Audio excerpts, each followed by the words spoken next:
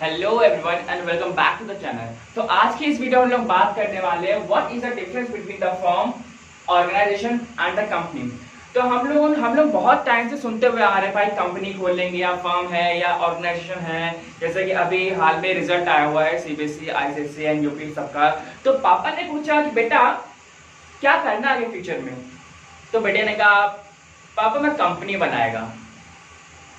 पापा सोचना पड़ गया भैया बेटा मेरा कंपनी बनाएगा। तो पापा ने एक दिन पूछा, उसी समय पूछा कि बेटा कंपनी की स्पेलिंग क्या होती है। बेटा शॉक्स एंड पापा रॉक्स। तो यहाँ पे हम लोग ये देखते हैं कि एक्चुअली में डिफरेंस क्या होता है। ठीक है, तो भाई कंपनी क्या होता है आप इस तरीके से समझिए कि company is always a registered entity. हमारी क्या होती है company? Always a registered entity. जैसे कि आप लोग देखते होंगे या बोलते भी होंगे कि हम लोग नाइकी के शूज पहनेंगे, ठीक है, हम लोग पेप्सी पिएंगे, हम लोग प्यूमा की शर्ट पहनेंगे। तो ये एक्चुअली में ये है क्या? ये कंपनी है, ये कंपनी है, ये कंपनी। ठीक है, ये हमेशा होता क्या है, ये हमारे पास एक ये रजिस्टर्ड एंटिटी है। ठीक है, जो कि हमारे जो प्रोडक्ट्स वगैरह होते हैं ये इसको मैन्युफैक्चर करती है, इसको बनाते भी है। ये रजिस्टर्ड हमने यहाँ पे क्यों लिखा है? जैसे कि आप लोग जानते होंगे हमारे पास बहुत सारी ऐसी लोकल कंपनी भी होती हैं जो कि हमारी अनरजिस्टर्ड होती हैं। ठीक है, तो उनका किसी के पास हिसाब किताब नहीं होता है, लेकिन ये हमारे पास रजिस्टर्ड होती है। इनकी खुद की एक मार्केट में एक वैल्यू होती है। Nike is a value to the sports, Pepsi is the value to the soft drinks. आपको मालूम ही होगा Puma is also a value to the sports. ठीक है, तो हमारे इतने भी और भी बहुत सारी कंपनीज होती हैं। तो यहाँ पे हम लोग ये देखते हैं कि भाई ये जो company it can be a person, it can be owned by a person और अ ग्रुप ऑफ इंस्टीट्यूशंस। ठीक है, इसका कोई अलग एक अकेला मालिक भी हो सकता है और एक पूरा एक हमारा ग्रुप भी हो सकता है इसका। क्लियर है? तो ये होता है हमारा कंपनी। फर्म क्या होता है? फर्म जो होता है इट मे बी रजिस्टर्ड और मे नॉट बी। ठीक है, यहां पे हम लोग देख लेते हैं इट मे बी और may not be.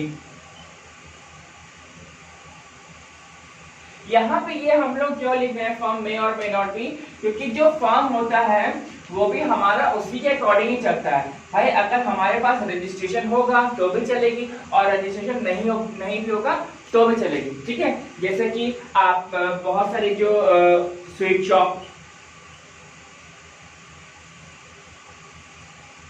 Sweet shops होती हैं, ठीक है, और बुक स्टॉल्स, स्टेशनरी,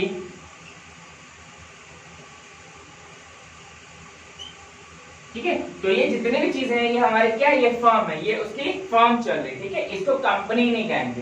क्लियर है? जैसा कि आपको मालूम होगा हमने अभी क्या डिस्कस किया, यहाँ पे हमने कंपनी डिस्कस की। तो यहाँ पे इनका जो रजिस्ट्रेशन होता है दिस इज मस्ट, ये बहुत इंपॉर्टेंट था और बिना रजिस्ट्रेशन तो कंपनी हो ही नहीं सकती। जैसे अगर हम लोग इंडिया की बात करें तो इंडिया में हमारे पास क्या है, टाटा, रिलायंस, यहाँ पे हमारे पास है विप्रो। ठीक है, तो ये जो है ये हमारे इंडियन कंपनीज है। क्लियर है? और ये हमारा फर्म है। आई थिंक क्लियर होगा फर्म और कंपनी में क्या क्या डिफरेंसेस हैं। नेक्स्ट है हमारा ऑर्गेनाइजेशन। ऑर्गेनाइजेशन क्या होता है? जितना बड़ा ये मतलब है, जितना बड़ा इसका जो मीनिंग है उतना बड़ा उसका मतलब नहीं होता है। ठीक है, तो ऑर्गेनाइजेशन हमारा ऐसे वर्क करता है which work for the common goal and the common objective. ठीक है, कि भाई उसका सबका ऑब्जेक्टिव जो है, उसका जो एम है वो सिर्फ एक सिंगल है। क्लियर है? जैसे कि यहाँ पे हम लोग एक अच्छे से बात कर सकते हैं। ऑर्गेनाइजेशन का एक एग्जांपल है, हम लोग ले लेते हैं सीबीएसई। अभी आप लोग पेपर देकर के आए हो। ठीक है, नेक्स्ट हम लोग लेते हैं आईसीएसई। तो ये सारे क्या है, इनका एक ऑब्जेक्टिव क्या है इनका? Just to give the education. Clear है? हम लोग आईजीसीएसई भी ले सकते हैं, ये हमारा इंटरनेशनल बोर्ड होता है, कैम्ब्रिज बोर्ड, जो हमारा फॉरेन में चलता है। ठीक है, तो ये सारे क्या है, ये हमारे पास ये ऑर्गेनाइजेशन है। इनका जो सोल मोटो है, जो ऑब्जेक्टिव है वो क्या है इनका? एक ही है। क्लियर है? तो आइए देखते हैं इन तीनों में अब डिफरेंस क्या क्या है। तो let us see what are the comparison between the organisation, company and firm. ठीक है, तो पहला यहाँ पे आता है हमारा मीनिंग। मीनिंग क्या है? A group of persons jointly work to achieve a common aim या कॉमन गोल। यहाँ पे हमने पहले बात करी थी कि जो हमारा जो ऑर्गेनाइजेशन होता है that to stands to achieve a common goal या फिर कॉमन एम। ठीक है, तो उसका जो भी वर्क करता है वो हमेशा उसका एक ही गोल होता है, उसी के अकॉर्डिंग वो काम करता है। यहाँ पे हम लोग कंपनी देखते हैं क्या होता है, a group of persons registered under the companies law. यहाँ पे रजिस्ट्रेशन, रजिस्टर्ड हमने कहा था, हमने जब पहले स्टार्टिंग में जब इंट्रो दे रहे थे, तो यहाँ पे जो रजिस्टर्ड वर्ड है वो हमारे साथ कंपनी के साथ होगा ही होगा। ठीक है, अंडर द कंपनीज लॉ, जो कंपनी के जो नियम कायदे कानून जो होते हैं कंपनी के अलग से, तो वो हमारे होते हैं करके। क्लियर है? नेक्स्ट हमारे पास फर्म ये क्या है, एन इंडिविजुअल और group doing some business. Individual और अ ग्रुप, यहाँ पे हम बात कर रहे हैं फर्म की। फर्म की जैसा हमने आपको क्या बताया था, जैसे कि we can take the Goyal brothers, ये हमारा क्या एग्जांपल है, या कोई स्वीट शॉप हो जाती है, तो वहां पे हम लोग व्यापार कर रहे हैं, वहां पे हम लोग बिजनेस कर रहे होते हैं। क्लियर है? नेक्स्ट आता है हमारे पास रजिस्ट्रेशन। ये क्या है, मे और मे नॉट बी रजिस्टर्ड। यहाँ पे जो ऑर्गेनाइजेशन है शायद रजिस्टर्ड हो भी सकती है और नहीं भी हो सकती है, लेकिन यहाँ पे कंपनी के पास क्या होता है, must be registered, that company must be registered. Clear है? फर्म में आते हैं, तो फर्म क्या हमारा मे और मे नॉट बी रजिस्टर्ड, यहाँ पे हमारी हो भी सकती है और नहीं भी हो सकती है। नेक्स्ट आता है हमारा लीगल स्टेटस। ये क्या है, may not be a separate legal entity, वो हमारी एक कोई सेपरेट लीगल एंटिटी नहीं हो सकती, वो हमेशा एक ही एंटिटी होगी। क्लियर है? And that company is always a separate legal entity. भाई टाटा की हम बात कर लें और रिलायंस की बात कर लें और विप्रो की बात कर लें या टीसीएस की बात कर लें, किसी की भी बात कर लेते हैं, तो टाटा टीसीएस तो खैर ही है। तो यहाँ पे जितनी भी कंपनी होती है वो हमेशा एक अलग होती है, जैसे पार्ले हो गया आपका, नेस्ले हो गया, सनफीस्ट हो गया, प्यूमा हो गया, नाइकी हो गया, तो ये सारे क्या ये कंपनीज है, एक हमेशा अलग अलग होंगी। क्लियर है? यहाँ पे क्या है, may not be a separate legal entity, शायद ये अलग हो भी सकती है और नहीं भी हो सकती है।